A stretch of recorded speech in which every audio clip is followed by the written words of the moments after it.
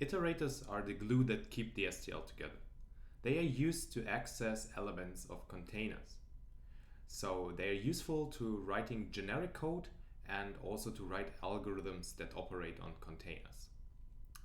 During this course, I will look at the complete STL, and we start from the ground up and cover everything. Today we will have a look at iterators. For most developers, iterators are scary at the beginning. So they have this feeling that it's somehow a pointer, but still they don't understand the complete details. But iterators are not that scary at all. So today we will cover different types that are of iterators, how to exactly use them, and also why you should use them. So let's start. So formerly there were 5 different types of iterators, but since C ++17 there are now 6 different types of iterators. So let's have a look at the different types and see what they are being used for. The first one is called a so-called input iterator. The input iterator is used to just plainly access something that is in a container. An example for an input iterator algorithm would be standard find. So for instance, you walk through a container and you just want to look up for a specific element. In this case it's a 2, and we want to find out whether the 2 is in the vector. Then this would be an input iterator. So the standard find algorithm does only use an input iterator. And we see if we compile this program, we actually do find the 2 at position 2 of our vector. The next level, so the iterators, they are basically always in levels, which means that the output iterator can do everything that the input iterator can, and even more. So an output iterator is used to not only read the data, but also write data. So a good example for output iterator is standard copy. You access one vector and write the data to another vector, which means that the destination in this case has to be an output iterator. If we run this code, we see that the vector destination is filled also with the content that we put in the beginning in our vector. The next level of iterators is forward iterators. Forward iterators can also move along the container, but only in the forward direction. So a good example is standard search. So standard search is basically the same thing as standard find, but you don't look for one element, but you look for a complete sequence. So this algorithm here would look whether the sequence 3, 4, 5 is somewhere inside this vector. In order to do so, it needs to pass along the vector, the elements of the vector, and access each subsequently. So the necessary iterator for this is the so-called forward iterator. If we also compile this one, we will find out that the sequence 3, 4, 5 has been found, and it has been found at position 3 of our original vector. Even better than a forward iterator is the so-called bidirectional iterator. The bidirectional iterator can walk forward and also backwards through a container. A good example for this is a standard reverse.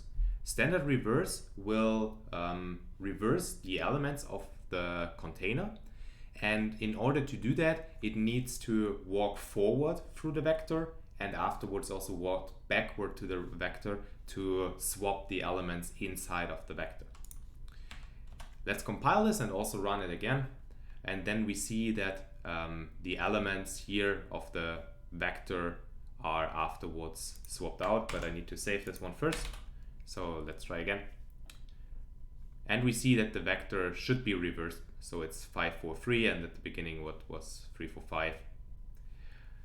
The next level of iterators are random access. Random access is basically the best kind of iterator there was before C ++17, and it allowed any kind of access. A very good example where you need this kind of an iterator is for sort. So sort, you need to access any elements in no particular order, and depending on what content your vector has, you also need to access different elements, and you don't really know what they are, so you need something like a random access iterator. And if we now sort this vector, and this time we save it and then compile it, we see that it's probably reversed again, but this time it's not reversed, it's actually sorted from the lowest to the highest value. Since C++17, there is also a sixth type of iterator, which is called a continuous iterator, which means that this specifies the locations of the elements in memory.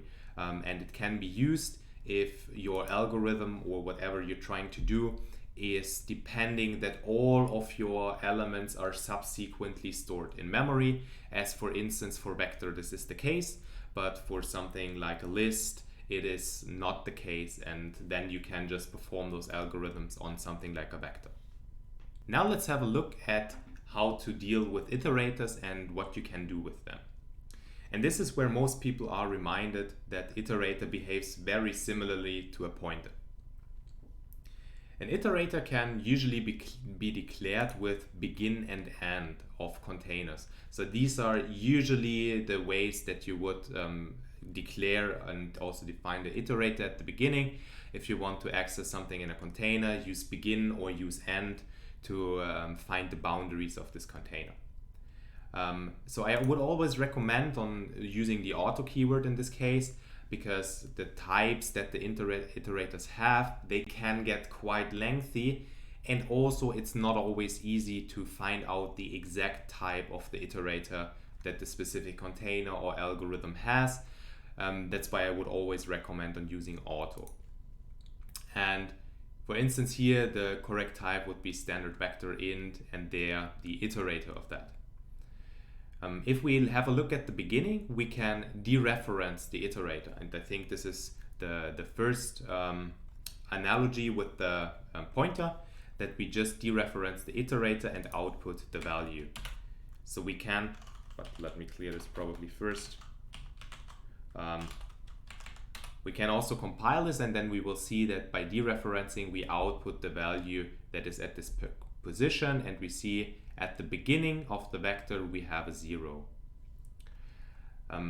Iterators can also be moved to walk along a specific container, and in this case we can increment the iterator and also decrement the iterator. So incrementing the iterator will move it along, and decrementing will move it in the reverse direction. A similar thing is standard advance, and standard advance will basically advance the iterator by the value that you give it, so you can move even more than just a little bit. And if we compile this and output the values, we see that we moved a little bit back and forth of the vector. We see that we started at the beginning, then we moved 1 in front, then we moved 1 back, and then we moved 2 in front. This is really, standard advance is really good if you want to move more than just a single element. The last possibilities that you need to know about are standard next and standard pref or previous. This basically doesn't affect your current iterator, but returns a new iterator which points to the value that is either next or previous, also with the number. So you can also have like the element that is 2 before your current element, or 3, or even more. But as I said, it will return you an iterator, so it won't affect the iterator that you're currently working with.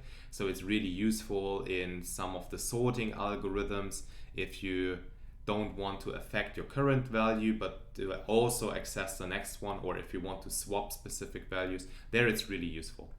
But why should you now use iterators? Because they seem so complicated at the beginning, but if you get used to them, they are really, really useful. The first reason, and I want to give you 3 reasons in total.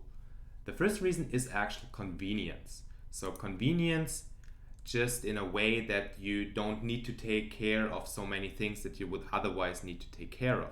So for instance, if we have here a loop which iterates over complete vector and sums up everything that is inside, we can just use here the begin of the vector and the end of the vector to get the boundaries of the vector. So in this case, the vector has 6 elements, but we don't really use the information that the vector has 6 elements because we don't really care. And this is really, really useful. So for instance, if I have now even more elements in my vector, I don't need to adapt this algorithm at all, because the boundary, the end of the vector, will dynamically adapt to whatever size my vector currently has. So this is really a convenient way, and it also gets rid of these out of bound errors that a lot of people have troubles with if you access something and then you move too far. So convenience is the first reason. But there are even other reasons. The second one is reusability. So just imagine that this sum algorithm of the previous example you want to implement in a function. So you want to somehow export it and reuse it in some different part of your code. How you could do that is by writing a function that it is called sum elements and passing the iterators of the begin and of the end. If you do that, the implementation of sum elements is quite simple, and I've written it down here. So sum elements will get the beginning and the end of the vector, and we also just iterate through the vector and sum up all of the elements, and can reuse this algorithm anywhere else in the code. And the good thing here is that it's reusable for any kind of container. So it doesn't care whether your container is now a vector, whether your container is an array. So you can, for instance, just say, okay, I screwed up, I don't need an array, I wanted to have a vector, and you just change the type of your container and you recompile. And that's basically it. So there is no need to adapt anything in your algorithm. So the reusability, if you use iterators, is really, really good. So you see algorithm works, it compiles, and also the sum is correct, even though I just changed the type of my container and I didn't need to change anything else in the code. The third reason, and this is probably the most abstract, but also I think the most important one, is to have the possibility to dynamically insert and erase.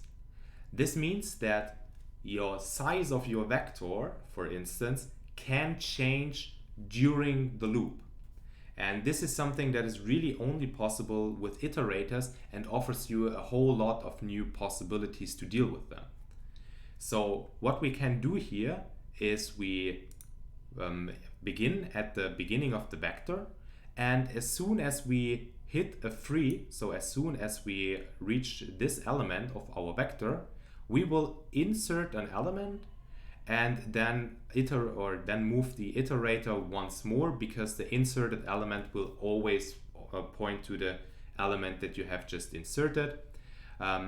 So in the end result, we will expect the vector that has before the free a 4 inserted, and then everything else of the vector will be the same.